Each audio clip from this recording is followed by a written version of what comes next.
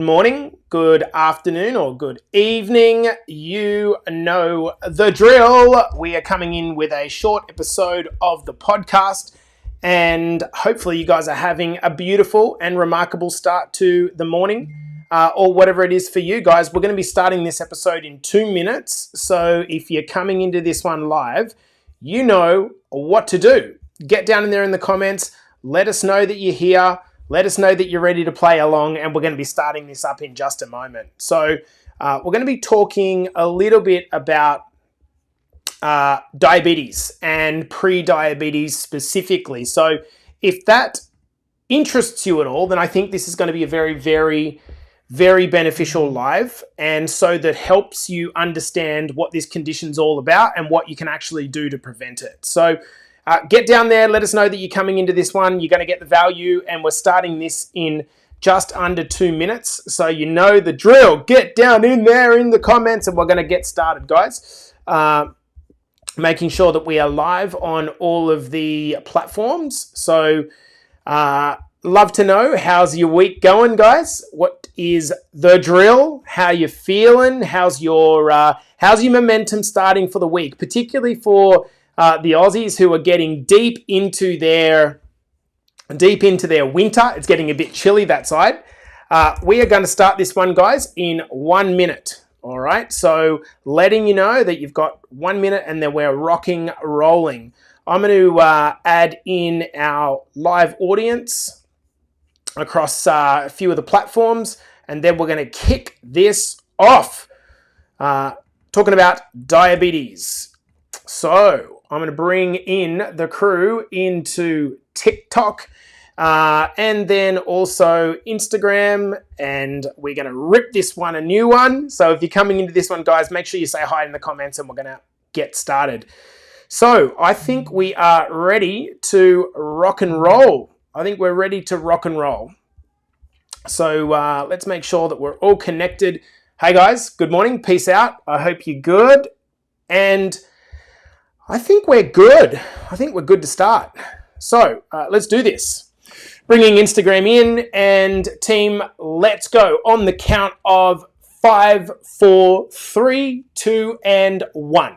Welcome back to the Better Body Academy podcast. This is the podcast that you come to when you are sick of the dumb diets and unsustainable workout programs. Now, in this short episode, I'm going to tell you guys how you should go about curing diabetes, and specifically the precursor to diabetes, which is known as prediabetes or insulin resistance. Now, I want to talk a little bit about diabetes first, so you've got a good understanding of what this is actually all about. And so, diabetes, what actually is it? Well, firstly, let's talk about what happens to food in your body so you understand the connection, right? This condition is, oh my God, responsible for a ridiculous amount of ill health and deaths across the world.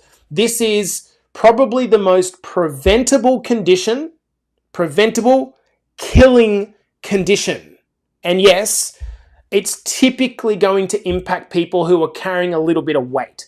So let's talk about how diabetes actually comes about. So what happens is, when you eat most any food, predominantly carbohydrate foods, but even some foods that aren't high in carbohydrates, they will still release sugar into the blood. So what basically happens is, let's just pretend we take a slice of bread, okay? And we stick that in our guts. Our stomach churns and breaks it all down, and then breaks that bread down into effectively a mush, including sugars, right? And at the very little level, that's the smallest things that our carbohydrates break down into, sugars. Now, that's not a bad thing. That's what happens when you break down a carbohydrate. It breaks down into sugar. This is not in of itself, it's a problem. In fact, it's very important, because it is that sugar which actually provides you and your brain and your body and your muscles to go to the gym and all the things that you need to do with the energy that is best suited to, performing well. If you decide to cut out all carbohydrate foods, you're going to be really, really lethargic, and you're going to struggle as hell. any of you guys that have been conditioned to believe that carbohydrates are bad, you've completely missed the point. They are not bad at all. They're an important source of energy. Without any carbohydrate, you're going to get pretty blocked up in your guts. And to be honest, carbohydrates are the things in our diet that taste the best. However, there are some issues that people have with being able to handle the sugar that comes from carbohydrates in the right way. So when this sugar goes through the stomach and gets broken down and released, what will happen is that sugar will be essentially absorbed across the intestines and into your bloodstream. And so when that happens, you get an increase in your blood sugar. Now, foods that break down really quickly tend to lead to a quick spike in blood sugar. Foods that break down really slowly, obviously, will release sugar a lot slower into the blood. And so the blood won't all of a sudden get this big peak and then this big trough. Now, when that sugar enters the blood, think of it almost like floating through a river. The sugar is going around in your blood and it's trying to get to the brain and the muscles so it can actually provide the energy that can be used to actually fuel whatever it is you've got to do. What happens, however, in people that have pre-diabetes is that the sugar is having a difficult time getting from the blood and into the things that actually need to use it, like the muscles and the brain. Okay? And I'm going to talk about why that actually happens in a moment. Now, you might have heard of a hormone called insulin. Think of insulin almost like the security guard that opens the door. Okay? So it lets you into the club. I want you to pretend that the club is your muscles, and what we're trying to do is get you into the club. You are the sugar. We want you to get into the club. But in order to get into the club, we've got to have someone open the door, and that's the security guard. The problem is if the security guard decides not to let you in, then you can't get in, right? And insulin's job is to carry you in, okay? So, why does diabetes happen? Now, we're talking about type 2 diabetes. We're not talking about type 1 diabetes. They are very, very different. Now, type 2 diabetes, I want to use my little muscle and fat to show you what's going on. So pretend this is the blood, right? We've got a bottle here in our hands and we're trying to get the sugar that's in this bottle, the bloodstream, into this muscle, okay? And it's got to get past the security guard. Insulin is the security guard that's going to open the lock into the muscle. So how do we get this sugar into here? Now, in a normal functioning person without diabetes, that happens pretty simple. It just moves across. But in someone with pre-diabetes or insulin resistance, it's not getting across. And the primary reason for it is that the receptors that are on the muscles and the various cells are being blocked by body fat. So I want you to imagine that the receptor is like a keyhole that sits here, but the keyhole is being blocked by fat. And so it doesn't matter if this sugar's trying to get in, it can't get in because it's being blocked by the fat in the way. Does this make sense? Okay, so what do you think the body does when it says, well, I can't get this sugar into the muscles? What do you think happens? The brain perceives that, oh, there must not be enough insulin. So what does it do? It ramps up the production and release of insulin. So you have these very high levels of insulin in the blood because the brain's sitting there going, well, the brain doesn't know that the fat's in the way. So what ends up happening is it releases lots of insulin to try to help get it from the blood into the muscles. The problem is, even with this extra insulin, it doesn't tend to work. And so what happens as such is there is a buildup of sugar in the blood. Now, I want you to imagine that I filled this cup with water and I gradually added teaspoons of sugar to it, and I gradually started to stir the sugar, right? What would happen to the thickness of the syrup that's in the cup? What's going to happen? It's going to gradually get thicker over time. And so when sugar builds up in your blood and doesn't get into the cells that it's meant to go into, it causes the blood to thicken up. Now, for probably a visualization, the best way to think about this is almost like the blood's becoming a little bit more like honey. It's not entirely true. It's not that thick, but it's definitely becoming thicker. And so because this blood is becoming thicker in people with insulin resistance, it's harder to get around the body. Think about it. If you were trying to push water through a tube versus pushing toothpaste through a tube, the toothpaste is thicker, so it finds it harder to get around the body. So what's the whole purpose of blood? The whole purpose of blood is to carry things around the body like a river, yeah? And so this river that's meant to be carrying your oxygen and the nutrients all of a sudden doesn't function very well because of the fact that, what? The blood is really, really thick. And when the blood's thick, what do you think can happen in the tiny blood vessels? Okay, so now we're getting somewhere. You can see the picture that's happening here. We've got all this sugar building up in the blood that can't get to the tiny blood vessels. Now, have you ever been down the streets, been to the shops, maybe had a grandma or a grandpa or a dad or a mum that suffered this? You will see around their ankles and their fingers, they'll have a real swelling, right? This real swelling and redness. And you might think, well, that's to do with all the weight that's coming down on a person with diabetes ankles, and maybe that's part of it, but the major thing that's actually happening here is because this thick, sugary blood cannot get through these tiny little blood vessels in the feet and the hands, the kidneys and the eyes and the really small organs, what ends up happening? On the other side of that kind of blockage, the tissues, the muscles are not getting enough oxygen and not enough nutrients, and so they start to become necrotic. They start to die. Now, people, unfortunately, don't want to hear about this, right? Because they think to themselves, I just don't want to talk about it. I don't want to think about it. But this is what happens in the end stages of diabetes. If you have been through this, you might know that you might start getting some tingling in your fingers, some tingling in your toes. Maybe your eyesight starts to play up a little bit.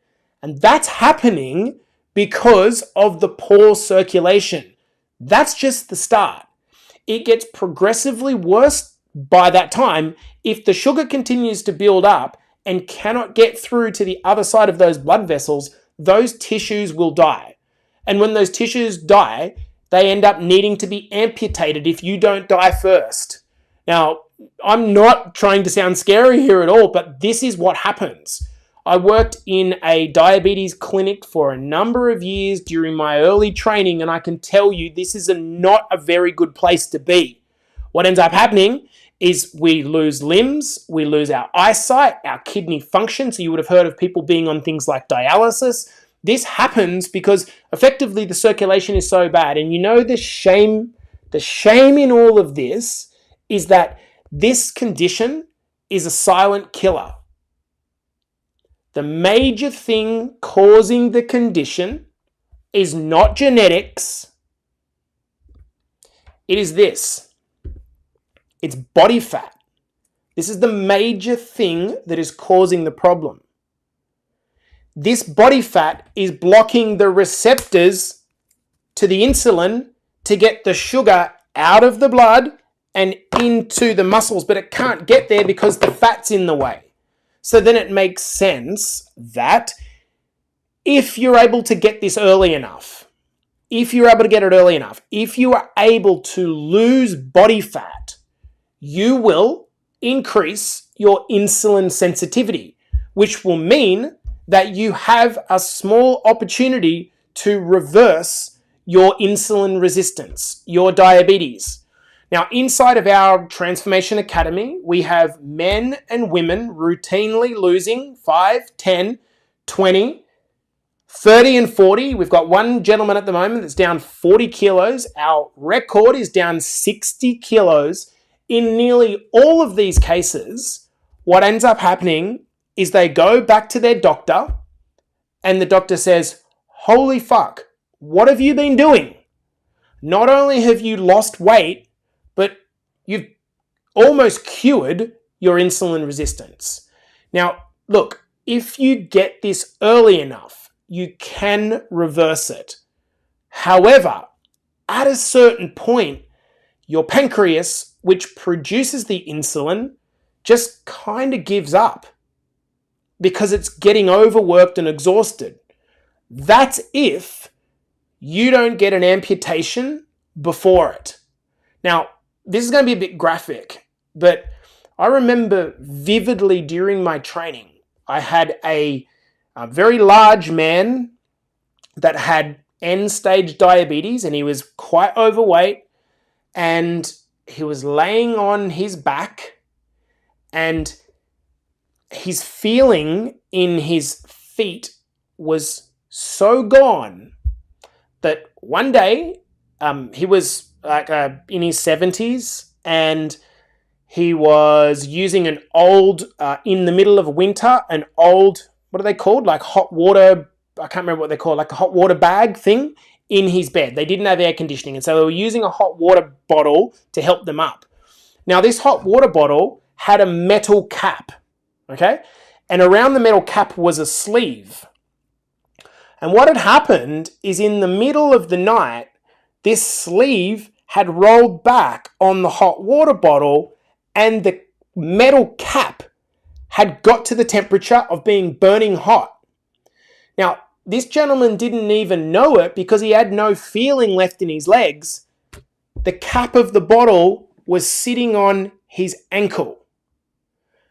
His wife woke up at 2 or 3 o'clock in the morning to the smell of something cooking.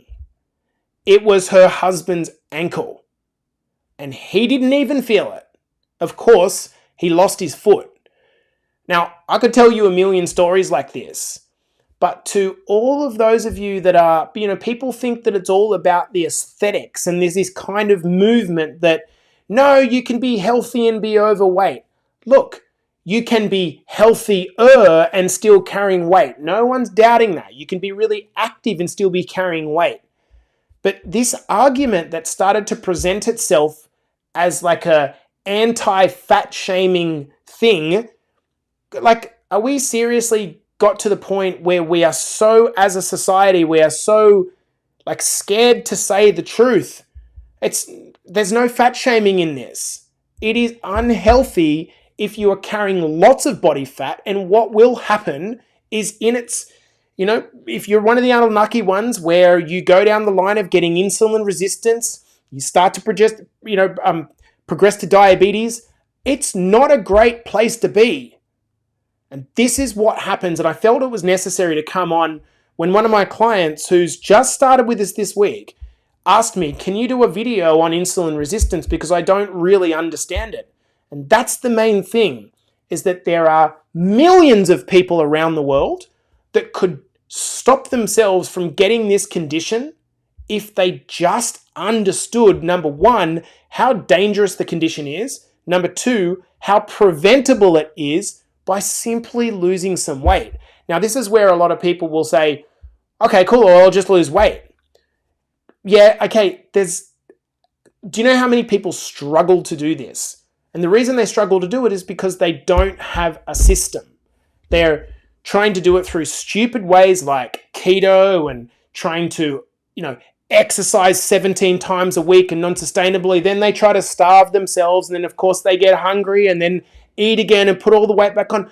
And it's just actually a lot simpler than that.